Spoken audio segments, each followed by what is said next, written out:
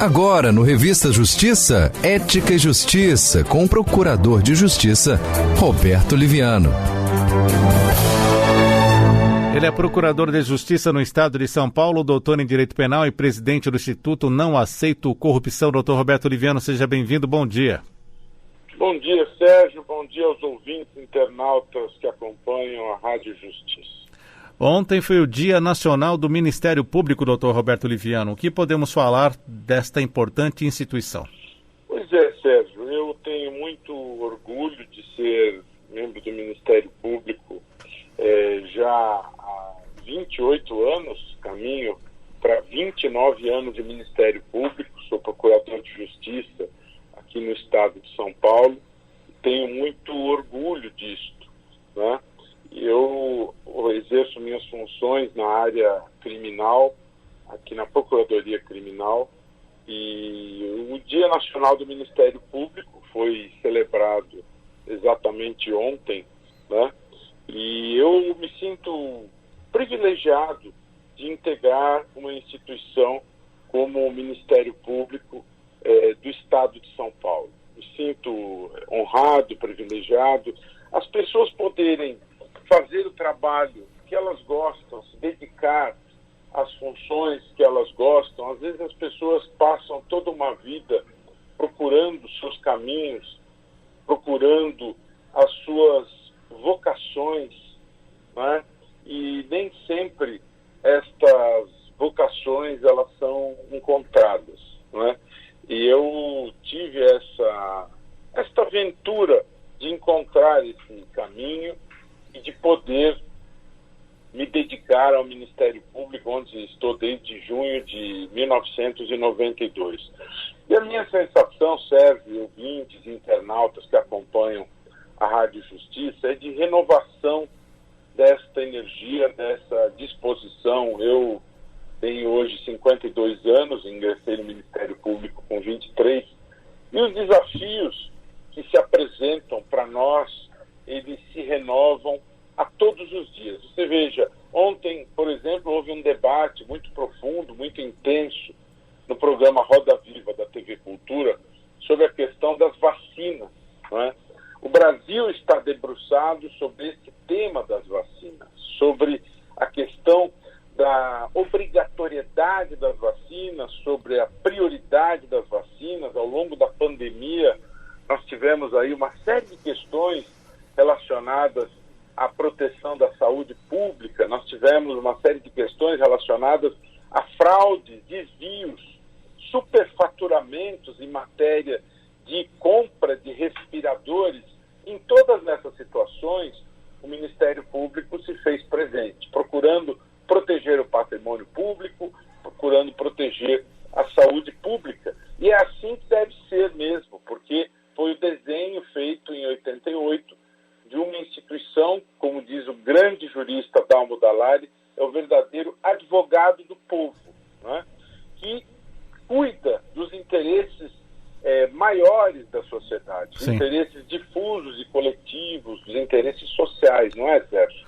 Doutor Roberto Liviano, como a população pode ter acesso ou em que situação a população tem acesso ao Ministério Público? Pois é interessante você perguntar isso, porque existe uma certa confusão conceitual, né?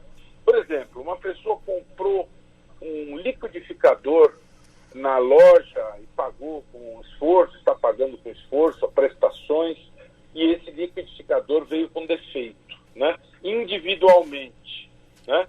Esse liquidificador que está com defeito individualmente, aí nós temos um problema na área do consumidor, né?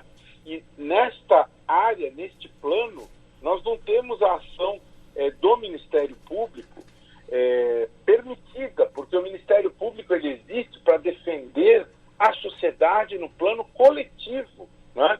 Ele existe para defender a sociedade no plano coletivo e ele não pode se dedicar a assuntos individuais menores. Aí existe o PROCON, existem todas as organizações que podem cuidar desta tutela, dessa proteção. Então, nos assuntos coletivos, o Ministério Público vai poder tomar providências na área do consumidor, por exemplo. Vamos imaginar que uma empresa empresa que administra planos de saúde tem aplicado aumentos abusivos.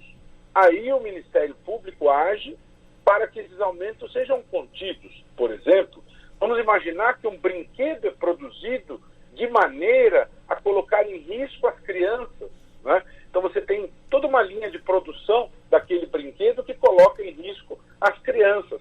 Ou um rio que está sendo poluído por uma empresa que emite esse poluente e com isso coloca em risco o abastecimento da água para aquela cidade. Ou atos lesivos ao patrimônio público com corrupção que lesa toda a sociedade. São situações, Sérgio, que prejudicam a sociedade como um todo, assim como as situações criminais. Quando você pensa no crime, algumas pessoas dizem, o promotor é aquele ser rabugento, aquele acusador implacável. Não, engano. O promotor, ele não é o acusador implacável. Pelo contrário, o promotor é o defensor da sociedade. Qual é a expectativa da sociedade quando um crime acontece? A sociedade quer que o crime seja investigado, seja devidamente esclarecida a autoria do fato e que seja promovida a responsabilidade, processando e punindo quem praticou o crime. Portanto, o promotor ele defende o direito da sociedade de esclarecer os fatos, da busca da verdade e de obter a aplicação da lei. Então, enquanto que o advogado defende o acusado, o promotor defende toda a sociedade no seu direito legítimo a ser protegido o bem jurídico em questão, a vida, o patrimônio, a liberdade individual, a liberdade sexual e assim por diante. Sim. Todos esses bens que são protegidos pela lei. Então, Sérgio, o que eu quero dizer, nesse Dia Nacional do Ministério Público, que é celebrado em 14 de dezembro, que é momento de nós termos clareza sobre os nossos papéis e, inclusive, enxergar mais do que essa percepção imediata. Hoje foram divulgados os dados do Programa das Nações Unidas referentes ao desenvolvimento humano, né? E o Brasil caiu 5 posições, da posição 79 para a posição 84 no IDH, e esta queda de 5 posições está relacionada principalmente à estagnação na área da educação. Em matéria de desigualdade, nós perdemos 20 posições. O Ministério Público tem que estar atento a isso, não é só quem cuida da gestão da política macroeconômica. Quando nós priorizamos ações em matéria de defender direitos difusos e coletivos, quando nós dialogamos com os prefeitos, nós precisamos focar e buscar objetivos atentos a esses dados sociais. Precisamos ter metas definidas, né? Precisamos ter orientação estratégica, precisamos ter essas metas, esses nortes, porque senão nós não atingimos esses objetivos sociais. Não podemos ser robôs que agem de forma autômata. E na área penal também, nós não somos máquinas de acusar.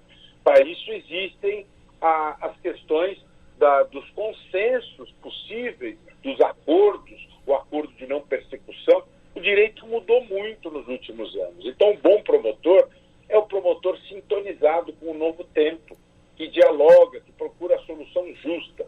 Mas, antes de mais nada, o promotor que é muito conectado com tudo aquilo que está se passando e que tem uma atitude sempre muito respeitosa em relação às partes com quem ele lida, em relação ao advogado, ao juiz, e que sempre usa as sandálias da humildade.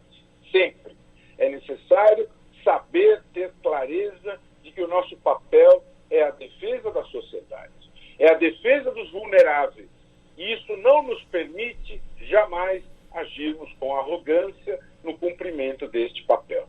O uso arrogante do poder nos deslegitima. Então, nesse 14 de dezembro, sempre vale essa lembrança da simplicidade, da modéstia, da humildade no cumprimento de todos esses graves papéis.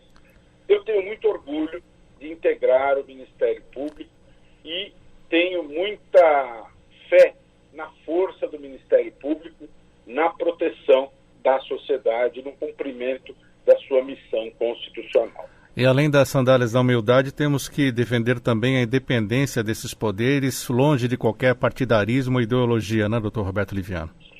Sem sombra de dúvida. Veja, Sérgio, às vezes você tem os detentores do poder violando a lei. E quando você tem essas violações documentadas, o promotor, o procurador, ele não deve ter qualquer temor em investigar e processar quem viola a lei, qualquer que seja o partido. Não se pode ter político de estimação.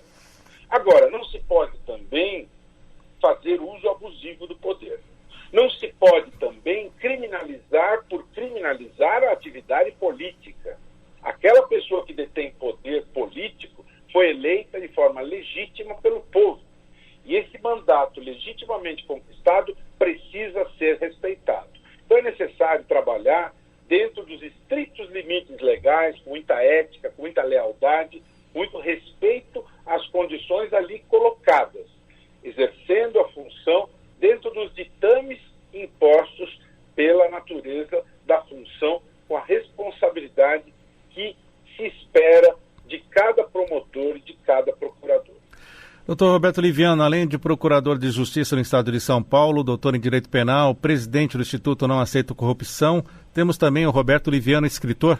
Pois é, Sérgio, com muita alegria, na data de ontem, eu me aventurei a lançar o meu segundo livro de crônicas. Há 2 anos e pouco eu descobri que tenho este jeito, este talento, digamos assim, para escrever crônicas.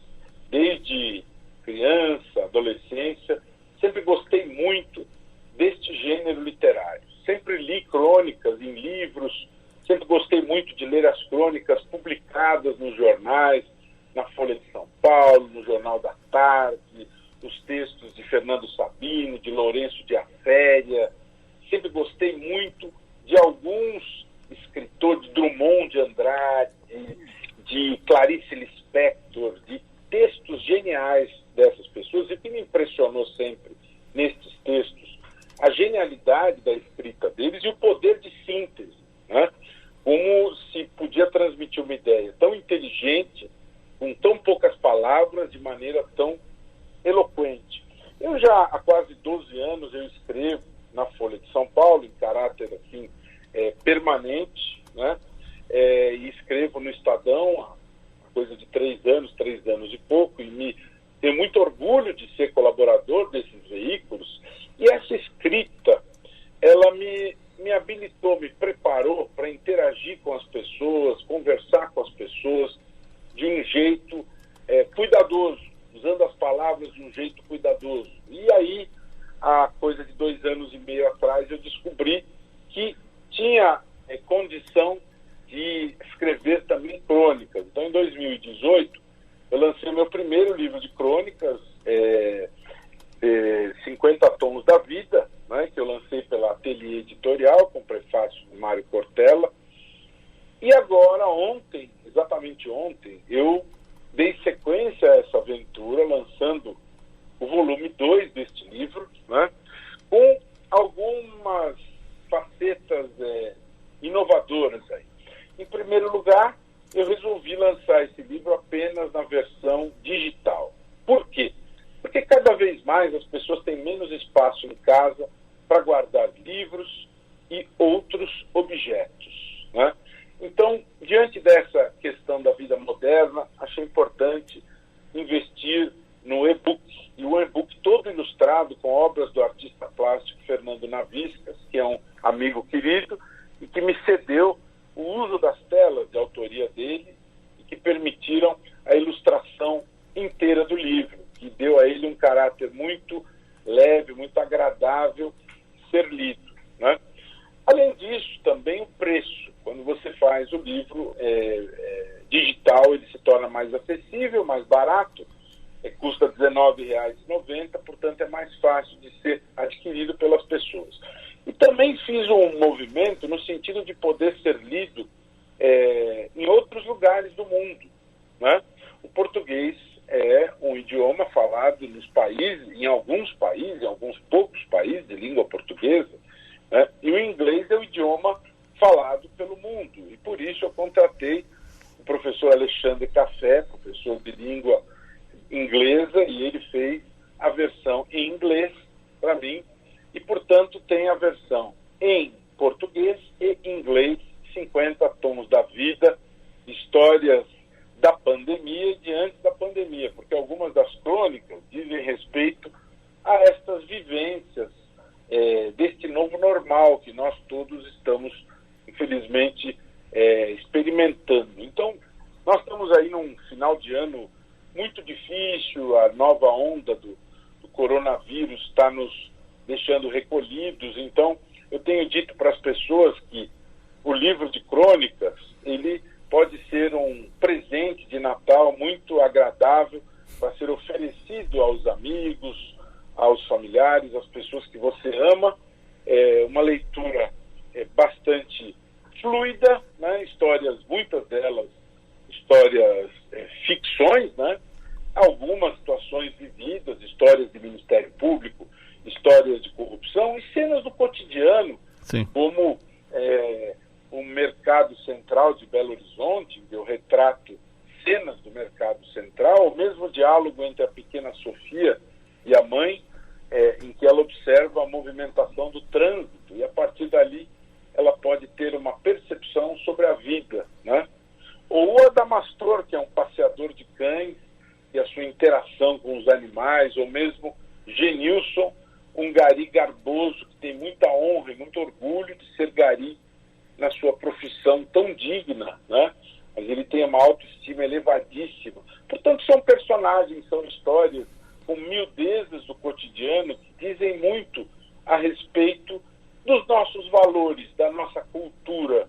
Nas miudezas nós encontramos muito sobre a nossa essência, né? Sobre os nossos amores, sobre a nossa cultura, sobre a nossa vida.